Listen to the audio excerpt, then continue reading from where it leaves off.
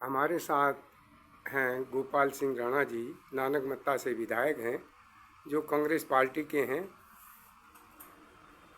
विधायक जी, इस समय 5-5 करोड़ रुपया विधायक निधि से मिला है। आपके क्षेत्र में विकास कहाँ कहाँ हो रहा है और कहाँ कहाँ के लिए बजट आवंटन की संभावना है, और कहाँ आप चाह रहे हैं कि जो अविकसित क्षेत्र हैं वहाँ विकास हो? देखिए, जो 5 करोड़ दिया है नानकमत्ता विधानसभा क्षेत्र, इसके हिसाब से 5 करोड़ बहुत कम है। मेरे पास अभी 5 करोड़ का चिट्ठी आई है, मतलब बताया गया है मेरे को, लेकिन मेरे पास 7 करोड़ की योजना है, जिसको पेपर में भी दिया था, मेरे यहाँ उजाला में आया था, आपने पढ़ा होगा कि 7 करोड़ की योजना मैंने 2 करोड़ की योजना लेस की, इधर उधर कटौती करके। लेकिन फिर भी मेरी कोशिश है कि विधायक निधि से जितना भी हो पाएगा करूँगा। छोटे छोटे काम, चाहे सीसी रोड हो, चाहे टाइल्स रोड हो, चाहे नाली हो, और भी काम जो हो रहे हैं, चाहे मंदिरों का सौंदर्यीकरण हो, ये मैं कर रहा हूँ। पूरी कोशिश है मेरी ज़्यादा से ज़्यादा काम हो सके। एक भी पैसा नहीं बचता है मेरा। मैं तो कहता मुझे तो सरकार 5 करोड़ दे तो 5 करोड़ एक साल में खर्च कर दूँ, लेकिन इतनी योजनाएँ मेरे पास हैं। अब आप ही देख लीजिए कितनी आई है। इसी तरह और लाते हैं तो क्षेत्र बहुत बड़ा है। कहाँ ऐसा भी है, वहाँ लंकापुरी है, वहाँ रंगसाली है, कहाँ गोविंदपुर है, कहाँ ऊँची मुवट है।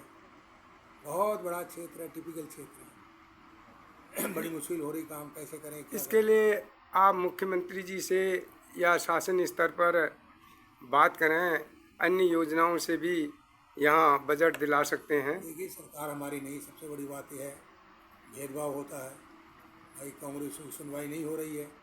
मैं कहना चाहता हूँ ट्राइबल सब प्लान में 5 करोड़ पूरे प्रदेश में आता है, और मेरा क्षेत्र जनजाति क्षेत्र है, ट्राइबल एरिया, ट्राइबल सीट भी ट्राइबल है। विधानसभा सीट जो है वो जनजाति के लिए सुरक्षित है, लेकिन यहाँ पर 5 सालों में 3 साल 4 साल हो गए हैं, एक भी पैसा यहाँ, एक भी बजट स्थापना मद में नहीं दिया। क्यों नहीं दिया गया? जबकि हमारा राइट है कि यहाँ जनजाति लोग रहते हैं। कुछ हम थरवाट में थारू लोग यहाँ जनजाति में करते हैं। जो जन्म जैसे मैं पहले करता था, जब विधायक था 10 साल रहा, तो जितना भी हमारा जनरल पैसा आता था सब अन्य लोगों में लगाता था, सामान्य लोगों में लगाता था। और ट्राइबल सब प्लान का पैसा मैं थारू लोगों में लगाता था, जनजाति में लगाता था, तो बहुत काम हुए। लेकिन आज ऐसा नहीं है। आज ट्राइबल का एक भी पैसा नहीं मिला हमको। एक रोड नहीं, मतलब ये भी नहीं कि हमको 10,000 भी कहीं दिया हो। योजनाएं भेज देते हैं, लेकिन होता कुछ नहीं। मुख्यमंत्री की बात करें, मुख्यमंत्री से उम्मीद थी बहुत हमको। हमारे हम कहते फिरते हैं कि भाई हमारे यहाँ का मुख्यमंत्री है, हमारे मुख्यमंत्री, हमारे खटीमा के मुख्यमंत्री। लेकिन खटीमा के लिए क्या किया उन्होंने? देख लीजिए, पिछले साल कितनी बाढ़ आई थी, उस जला भीषण बाढ़ आई थी। क्या उसका कोई उपाय किया कि जल निकासी का?